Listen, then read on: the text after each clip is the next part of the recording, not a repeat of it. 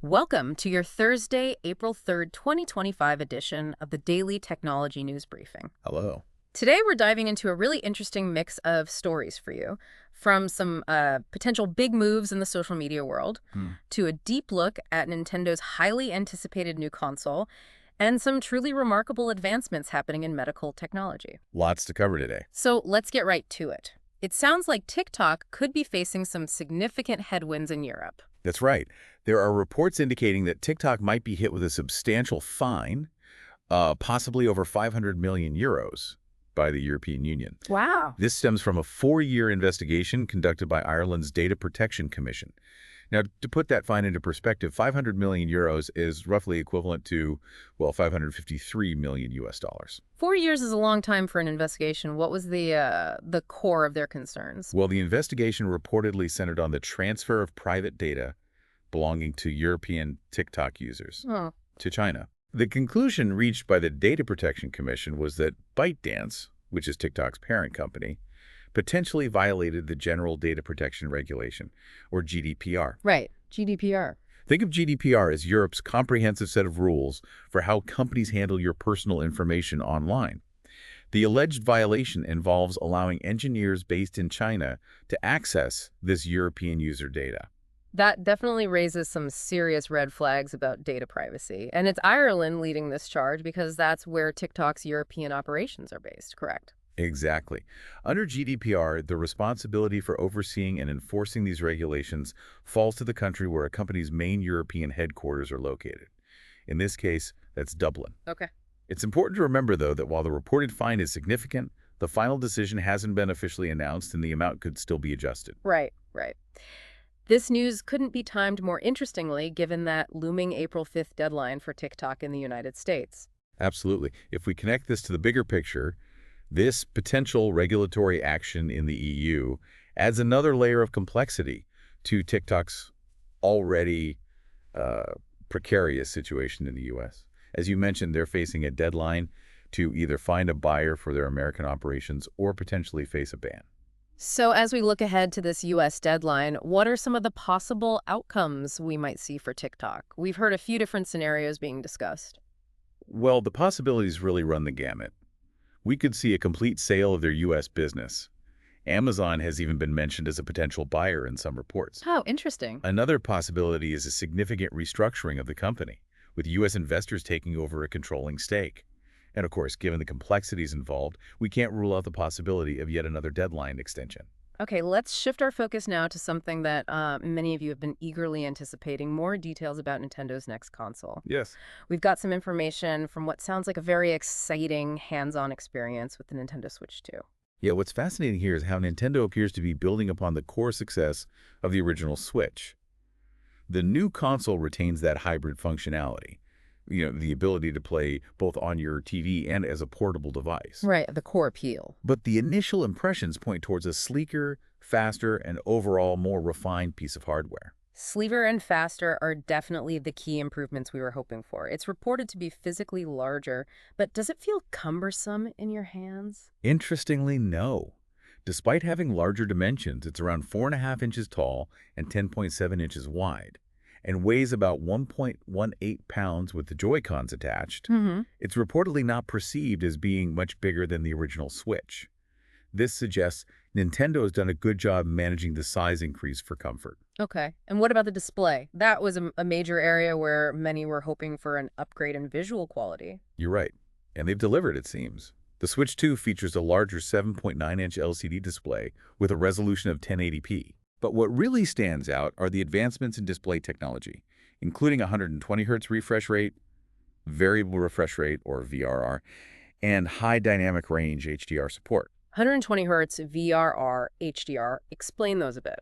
Okay, so 120 Hz refresh rate means the image on the screen updates 120 times every second, which leads to much smoother motion, especially in fast-paced games. Got it. VRR helps eliminate screen tearing, and HDR provides better contrast and more vibrant colors.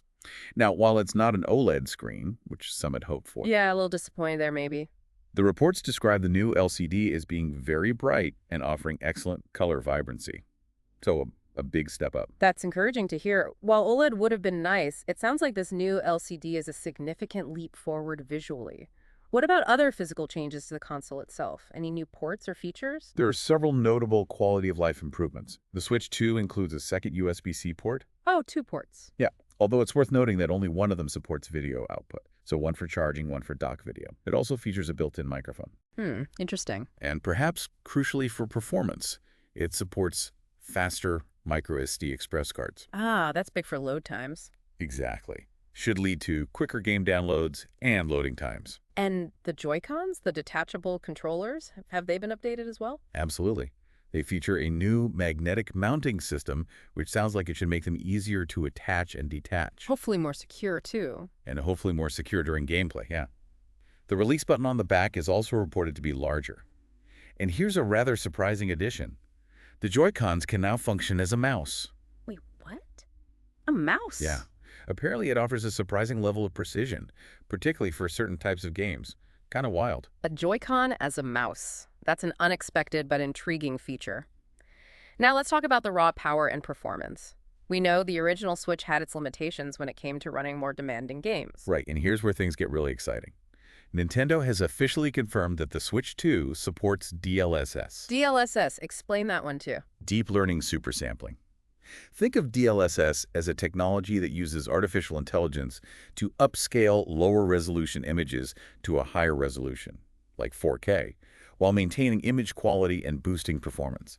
It's an NVIDIA tech. Okay, so smarter upscaling for better performance. Exactly.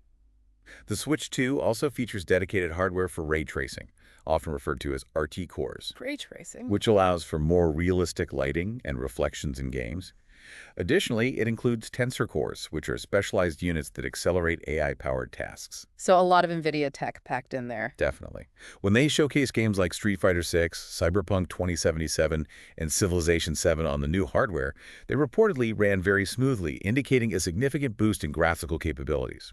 DLSS and ray tracing on a Nintendo console. That's a major step forward and should definitely make it more attractive for developers looking to bring their visually intensive games to the platform. It absolutely should. It should make it much more feasible for developers to port their more graphically demanding titles to the Switch 2 without having to make, significant compromises in visual fidelity. Yeah. And Nintendo's own first-party titles, such as the brand new Donkey Kong Bonanza and the next iteration of their flagship racing series, Mario Kart World, are also said to look incredibly impressive, reportedly running at frame rates of up to 120 frames per second. Wow, 120 feet piece Mario Kart. Speaking of those highly anticipated games, we'll delve into more details about them shortly. But first, many of our listeners are probably wondering when they can actually get their hands on this new console.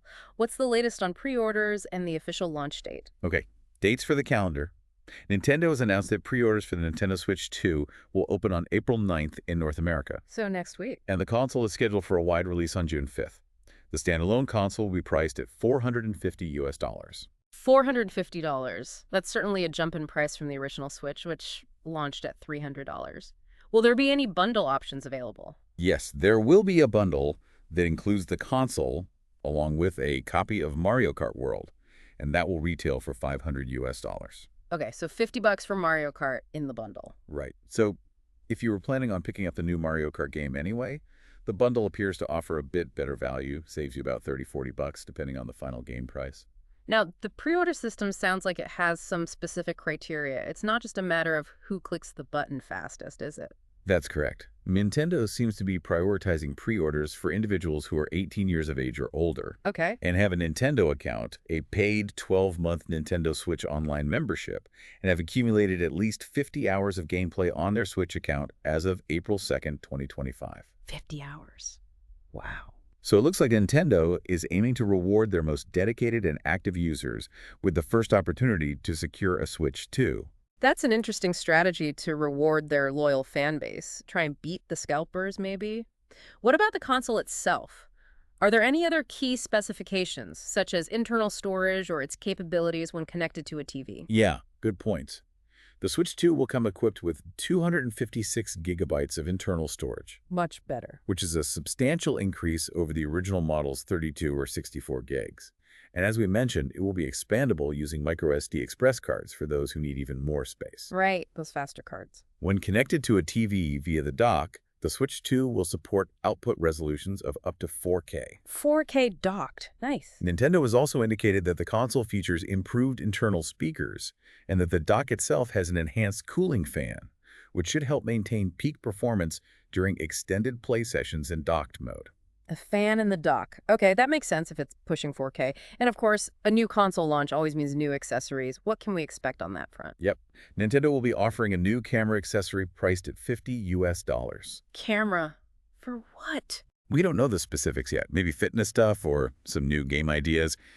There's an updated version of their Pro controller for $80. $80. Still pricey. And additional sets of Joy-Con controllers will cost $90. 90. Wow. So as we noted earlier, the overall investment for the new console and its peripherals will likely be higher than it was for the original Switch. Definitely adds up quick. Speaking of cameras, it appears Nintendo isn't the only company developing one for the Switch 2. We've heard about a rather unique alternative from a third-party manufacturer. Yes, Hori, a well-known third-party accessory maker, has unveiled their Piranha Plant Switch 2 camera. And it's certainly a conversation starter, to say the least. A Piranha Plant camera. You have my attention. Tell us more about this creative accessory. Well, it's exactly what it sounds like. The webcam is cleverly designed to be housed within a Piranha Plant head, which is mounted on a pod that also serves as a stand and includes a USB extension. What's particularly neat is that the Piranha Plant head can actually be detached from the pod and mounted directly on top of the Switch 2 console itself. That sounds surprisingly whimsical and yet potentially quite practical. Does it offer any other useful features? It does indeed. It includes a built-in privacy shutter. The Piranha Plant's mouth simply closes over the camera lens when you want privacy. Huh, that's clever. And the price point seems quite appealing as well. It's listed at €40 in Germany, which, based on current exchange rates, would likely make it a more affordable option than Nintendo's official $50 camera. Practical, stylish in its own unique way, and potentially more affordable. That sounds like a compelling option from Hori.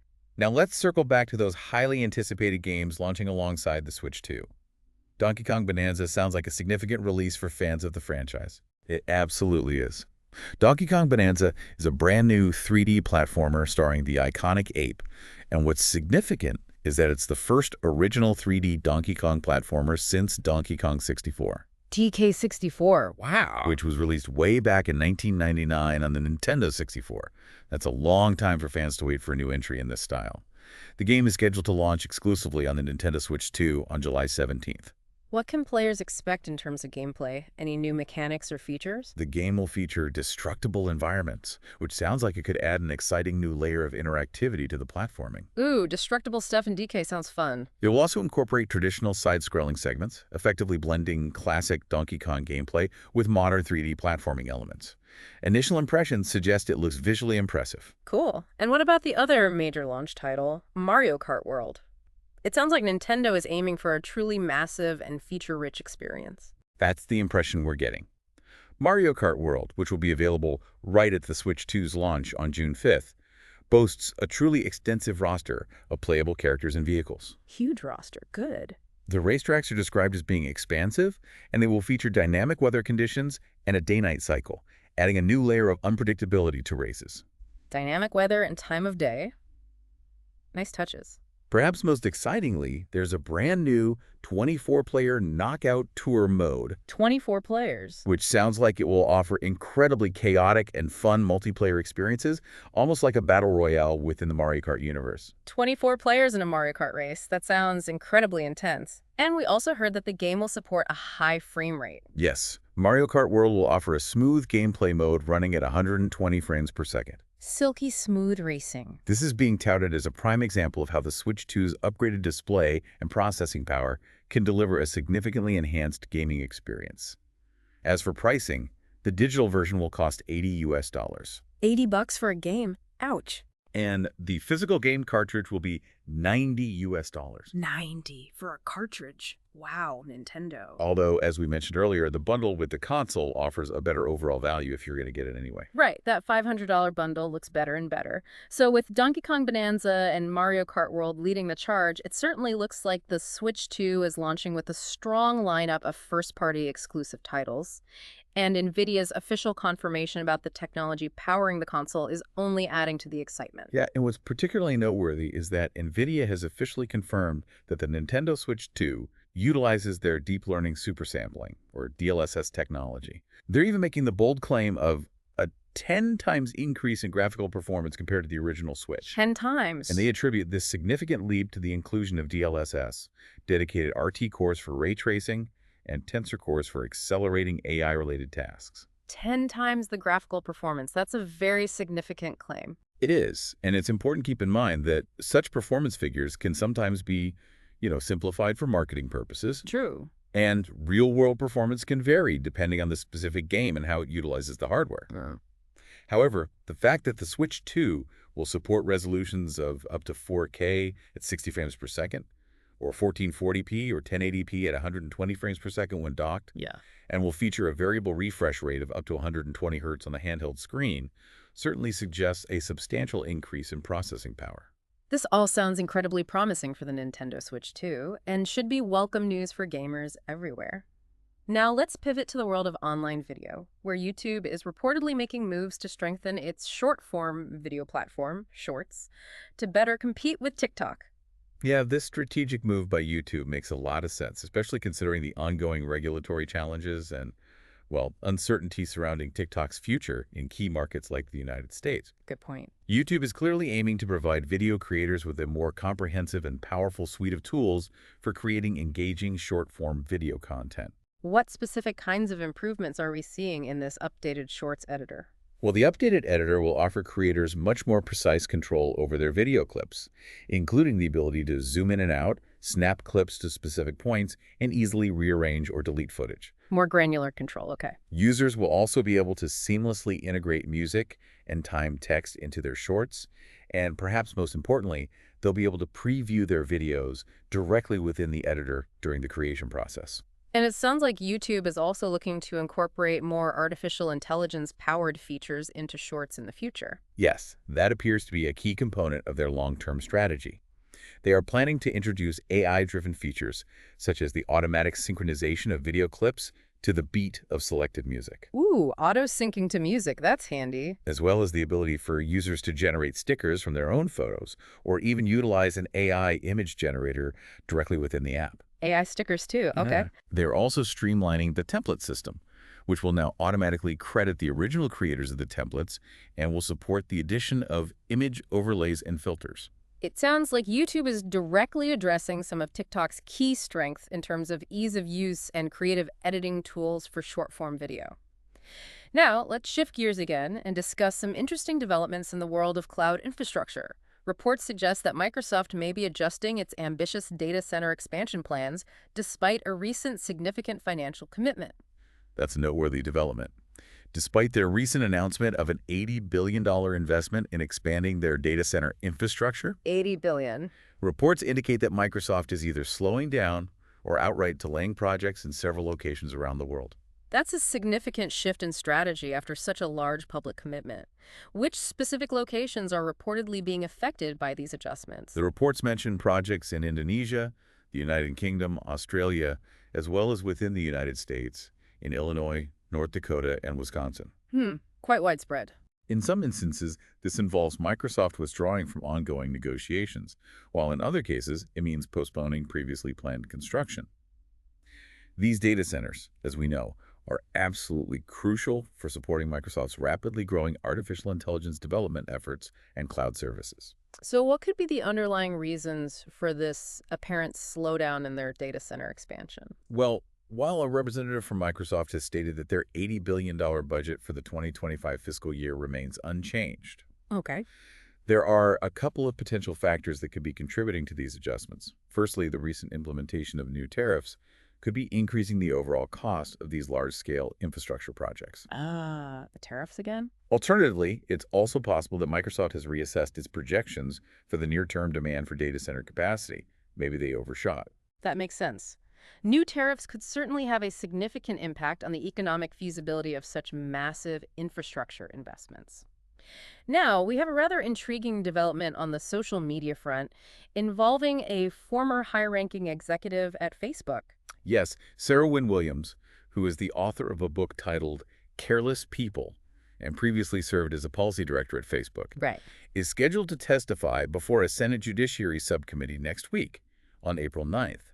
This will mark her first public statement since Meta, Facebook's parent company, initiated legal action in an attempt to prevent her from promoting her memoir. That's quite a dramatic backdrop for a Senate hearing. What is expected to be the focus of her testimony? According to Senator Josh Hawley, Ms. Wynne Williams' testimony will center on allegations that Facebook cooperated with the communist regime in China to build censorship tools, punish dissidents, and make American users' data available for Chinese use. Wow, those are serious allegations.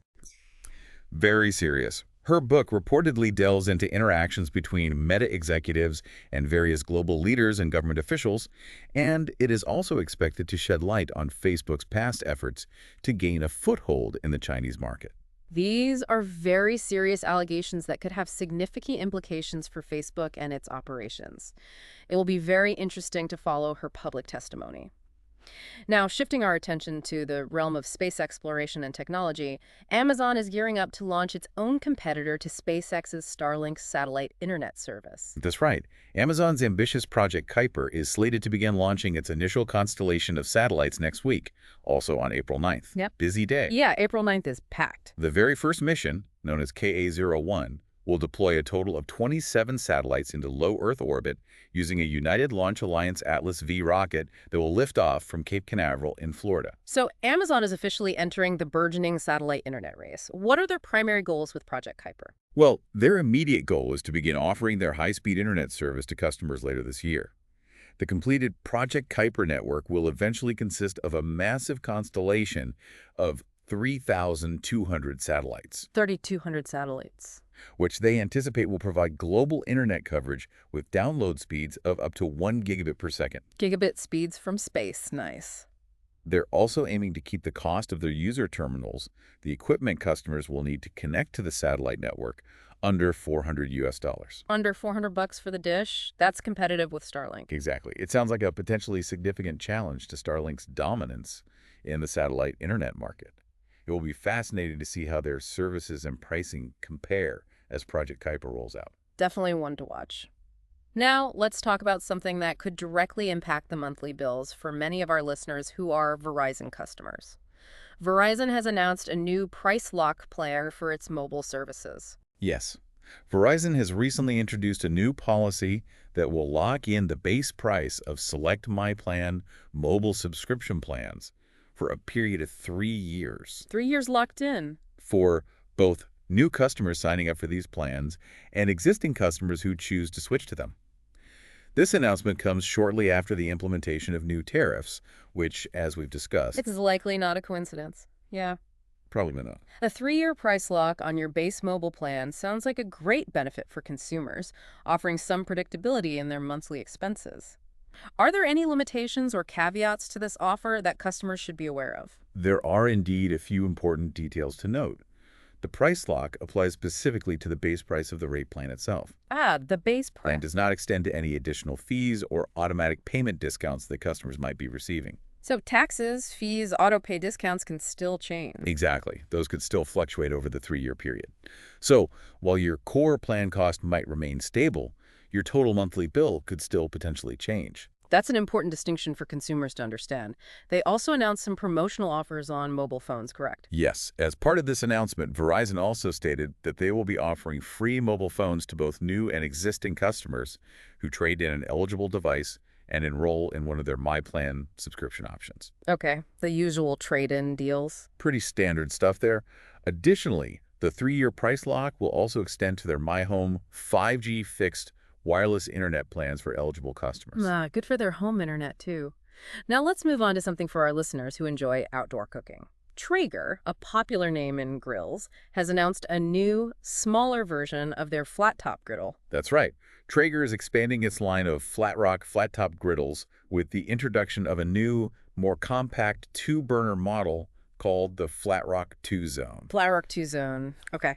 Despite its smaller size, it retained all the core features that are found in the larger three-burner Flatrock 3 Zone model. And what are some of those key features that the new, smaller Flatrock 2 Zone will offer? Well, it will still feature dual cooking zones, each with independent heat control. There's signature U-shaped burners designed for consistent and even heating across the griddle surface. Right, those U-burners are good. A built-in wind blocking designed to maintain consistent temperatures, even in breezy conditions. Folding side shelves that utilize Traeger's pop-and-lock rail system for easy accessory attachment, and their convenient Easy Clean grease keg for simple cleanup. So it's essentially a more space-efficient version of their popular flat-top griddle. What's the total cooking surface area that the Flatrock 2 Zone offers, and what will its price point be? The Flatrock 2 Zone will provide a cooking surface of 468 square inches. Okay, decent size. And will be priced at $700 US. This is $200 US less than the original Flatrock 3 Zone model. $700, still Traeger pricing. Yep. Traeger anticipates that the new Flatrock 2 Zone will be available for purchase in both the United States and Canada sometime soon. Now, we turn to a truly remarkable advancement in the field of medical technology. Engineers at Northwestern University have developed something incredibly small and yet potentially life-saving. This is indeed a fascinating development. Researchers at Northwestern have engineered what is now the world's smallest pacemaker, and incredibly, it's designed to be injectable directly into the body using a standard syringe. Injectable, a pacemaker. Injectable. This temporary medical device is also designed to safely dissolve into the bloodstream once it is no longer needed. Dissolving and injectable. Wow. That sounds significantly less invasive than traditional pacemaker implantation procedures. How is this tiny device powered? It's powered wirelessly by light that is emitted from a wearable device worn on the patient's chest. Powered by light? Yeah. This external device is designed to continuously monitor the patient's heartbeat for any irregularities, and when an issue is detected, it emits a focused beam of light that wirelessly activates the miniature pacemaker. Despite its incredibly small size, it's just 1 millimeter thick. 1 millimeter. It is capable of delivering the same electrical stimulation as a full-size conventional pacemaker. That's absolutely incredible. What are the primary intended applications for this groundbreaking technology? Well, the researchers envision its initial primary use being for short-term pacing needs in infants who are born with congenital heart defects. Ah, for babies. However, they emphasize that while designed for the delicate hearts of newborns, the device is powerful enough to work with hearts of all sizes. Looking to the future, the researchers also see potential applications for this technology in other areas of medicine, such as nerve healing, wound treatment, and even pain management. That's truly a groundbreaking advancement with the potential to revolutionize temporary cardiac care and beyond. From the incredibly small to something designed for capturing stunning visuals, Nikon has just announced a new full-frame mirrorless camera. Yes, Nikon has officially unveiled the Z5 II, a full-frame mirrorless camera that carries a suggested retail price of $1,699 US for the body only. Okay, $1,700 full frame. What's particularly noteworthy about this camera is that it's among the most affordable full-frame cameras currently available that offers internal RAW video recording capabilities, Internal RAW video. specifically in the 12-bit NRAW format. Internal RAW video at that price point is certainly impressive for videographers. What other key features does the new Nikon Z5 II offer? It boasts an improved autofocus system that incorporates AI-powered subject detection, capable of recognizing and tracking human eyes, faces, bodies, as well as various types of animals. Better AI autofocus, good. It also promises cleaner images, thanks to boosted native ISO ranges spanning from 100 to 64,000, and enhanced in-body image stabilization, offering up to 7.5 stops of shake reduction. 7.5 stops IBITS. While its 4K video recording capabilities are still somewhat limited to 30 frames per second, with a cropped 4K 60 fps option available. Still only 4K 30 full frame. A bit disappointing. The ability to record internally in the high-quality NRAW format directly to SDXC UHS-2 memory cards is a significant feature for filmmakers on a budget. True, the internal RAW is the big draw there. The camera also features a brighter electronic viewfinder, a versatile vari-angle rear display, a more ergonomic and deeper hand grip, and a wetter field body for increased durability. It sounds like the Nikon Z5 II is shaping up to be a very compelling option for photographers and videographers looking for high-end features, especially that RAW video, without an exorbitant price tag. Hmm. Finally, we have a rather luxurious and aesthetically driven addition to the world of high-fidelity audio from Bang & Olufsen. Yes, Bang & Olufsen has just unveiled a new premium version of their Biosound Balance home speaker. What sets this new model apart is that it features a sculpturally designed marble plinth, Marble. crafted by the renowned Italian stone company Antolini. These special Natura models will be available with a variety of different types of natural stone from Antolini, including natural quartz, petrified wood, and fossilized wood, Fancy. with each featuring a meticulously crafted anodized aluminum ring that connects the marble base to the speaker unit itself. Marble plinths for high-end speakers. That certainly sounds like a very luxurious and design-focused approach. It certainly is. Bang & Olufsen states that the marble plinth is not only an aesthetic enhancement, but also serves as a functional audio element, effectively elevating the speaker to its optimal listening height and potentially influencing its acoustic performance. Functional marble. Given that the standard Biosound Balance already retails for around $3,300 US, Yeah, not cheap to begin with.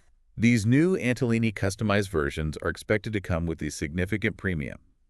Pricing for the Biosound Balance Natura and other Antolini customized Bang & Olufsen products, such as a BioVision Theater television and BioLab 28 speakers, will be available upon individual request, Price upon request means very expensive. dedicating their very high-end positioning. Yes. Yeah. So, for those looking to add a touch of Italian marble artistry to their home audio setup, Bang & Olufsen has certainly provided a very elegant option.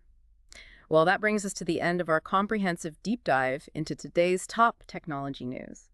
If you're finding this in-depth coverage valuable and would like to support what we do, please take a moment to like the video and subscribe to the channel for more detailed tech news briefings. Yeah, please do.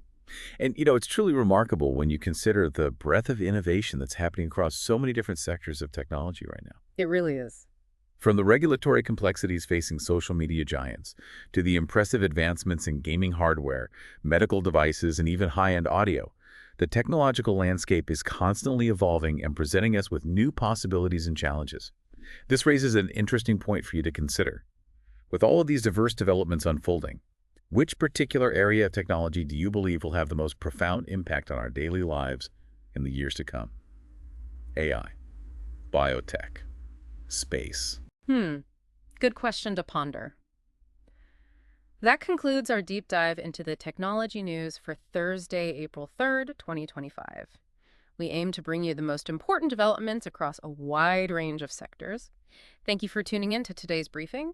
We will be back tomorrow with another edition of the Daily Tech News you need to know. See you then.